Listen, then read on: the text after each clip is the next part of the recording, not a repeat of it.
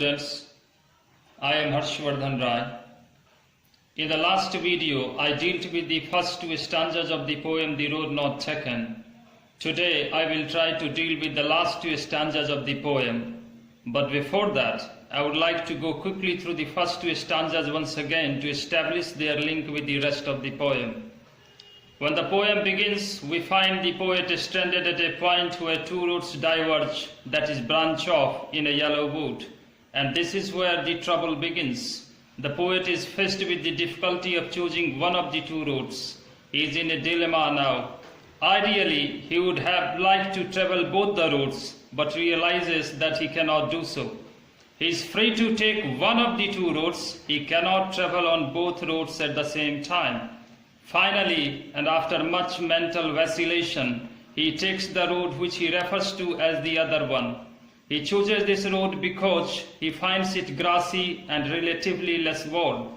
But at the same time, he also adds that passing there had worn both the roads almost in the same way. Now let us proceed to the third stanza. In this stanza, the poet tells us that morning both the roads lay spread out before his eyes in an equal way. In leaves no step had trodden black means that nobody had blackened, soiled or dirtied the leaves by walking over them.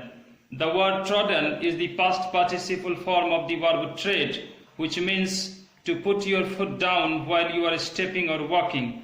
Tread, trod, trodden. The poet refers to the road that he did not take, or rather could not take, as the first one. The very fact that he talks about this road once again reveals that he still entertains the idea of walking upon this road, if not presently, then possibly on some other occasion in his life.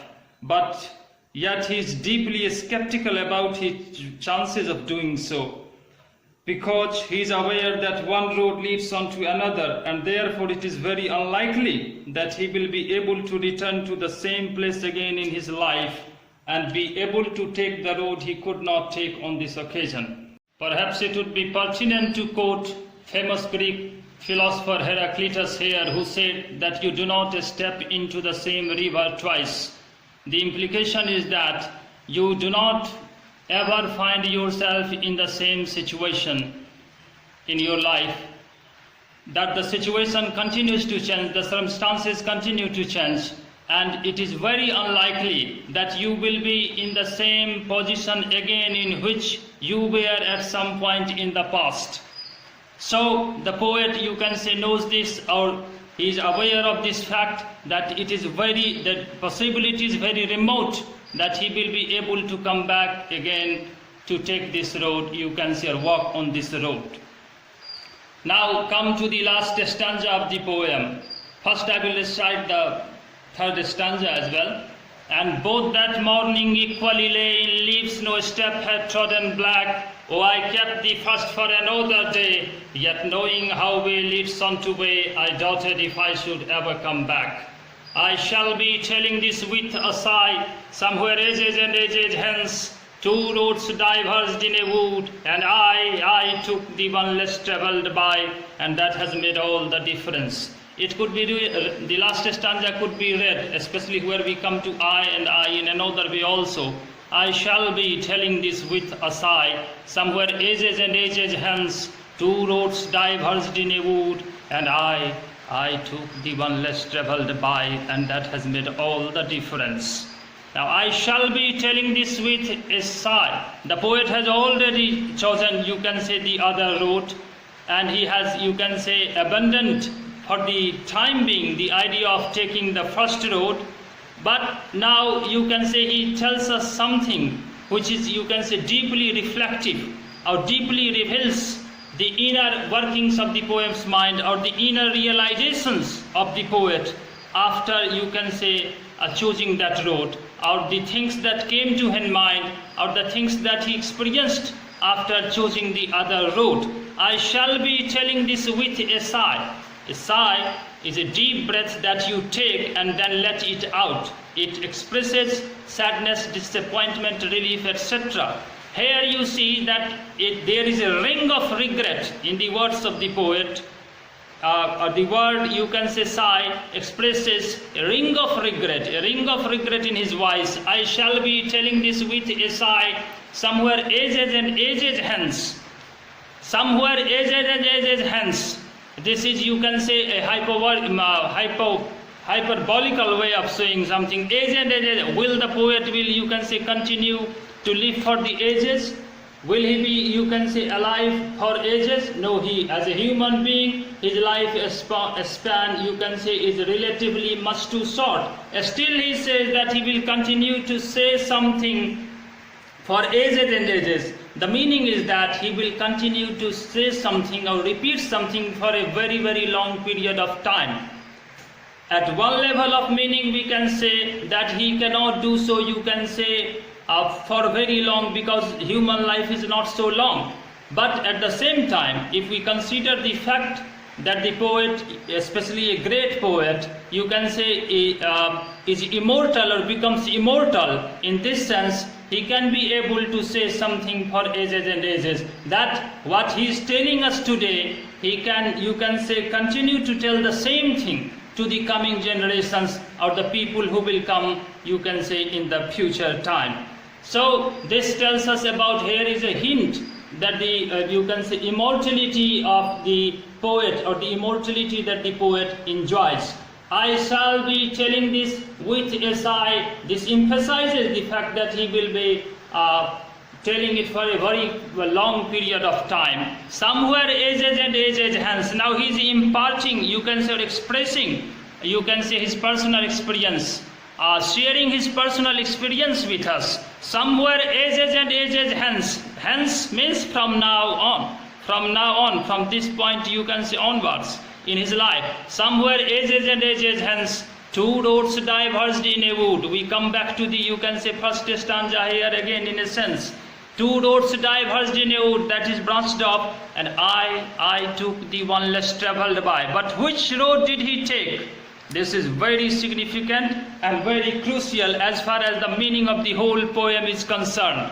One of the most significant lines, you can say, ever written by Robert Frost.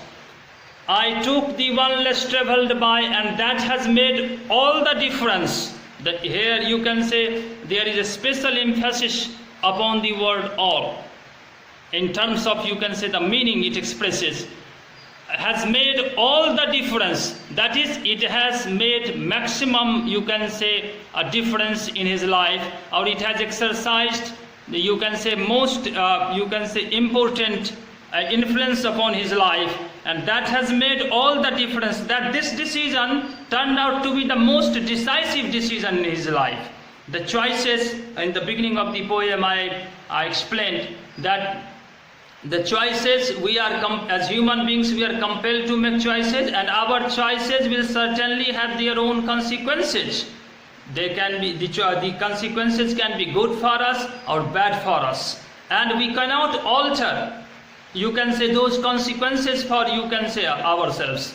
They will, once we have taken a certain decision, then we will, you can say, have to live up with the, you can say, the fallout of such a decision. So I took the one less travelled by. Here, the individuality of the poet, you can say, emerges in a special way, or comes to, you can say, the fore in a special way. Here the poet differs from the rest of the, you can say, humanity, or from, you can say, most of the people, or from the other people. I took the one less travelled by, while other people took the road that was more travelled by, or most of the people had, you can say, walked on that road or travelled, you can say, that road. The poet, you can say, chooses another road, or the other road, which was less travelled by. This means that it was an audacious act on the part of the poet. It was adventurous of him to choose the road that was less travelled by. As you can say, people would generally choose the path on which most of the people walk, because he will be aware of, you can say, what lies in that path.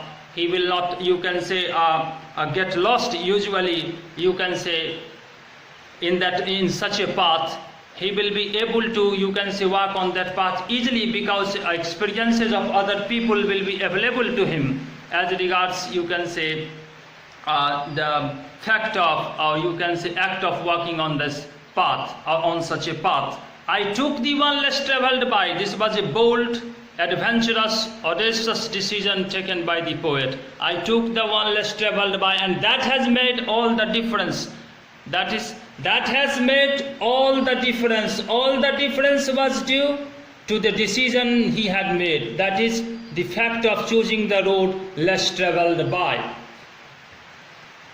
I took. Now, why does the poet say? In the first, you can say, in the beginning of the stanza, he uses the word sigh, and then again in the last line, he talks about that has made, you can say, or uses the words that has made all the difference. Now, does it mean that the poet regrets his, you can say, decision? In a sense, we can say that he regrets his decision. That he, you can say, thinks that it would have been better for him if he had chosen the first road, that is the road chosen by most of the people. But again, he says that has made all the difference. Here, you can say, we can infer that the poet also means to say that this was the decision that differentiates him from the rest, you can say, of the people, that makes him different from the, you can say, other people, that lends him, you can just, you can say, try to assess in short, or try to think about the life of Robert Frost as a poet. Generally, people want to become engineers, doctors, businessmen, politicians, you can say, or want to choose some other profession. Do you can say, here, you can say, of people talking about being a poet? Generally, you don't, you can say, find people who, you can say, or you can say, express their idea that they would, you can say, want to be a poet, or choose a poetic, you can say, profession, because this profession is highly uncertain. And you can say most of the people go, you can say, the other way, or choose the other roads, that is, enter into, you can say, enter into a trade, or you can say, choose some other profession.